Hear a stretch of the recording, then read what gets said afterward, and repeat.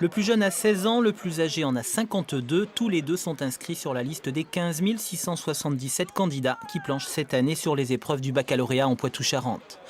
51% de ces inscrits passent les épreuves du baccalauréat général, 28% celles du bac professionnel, 21% celles du bac technologique. La philo marque comme toujours le début des épreuves du bac général, épreuves qui, en fonction des filières, s'échelonneront jusqu'au 8 juillet prochain. Et pour évaluer toutes les épreuves, corriger les écrits, faire passer les oraux, 3700 correcteurs répartis dans 127 centres d'examen sont mobilisés.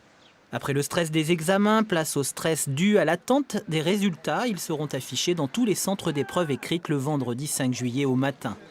Les malheureux qui devront subir un second groupe d'épreuves, faute d'avoir obtenu la moyenne générale au premier groupe d'épreuves, devront patienter au maximum jusqu'au 10 juillet pour connaître leurs résultats définitifs.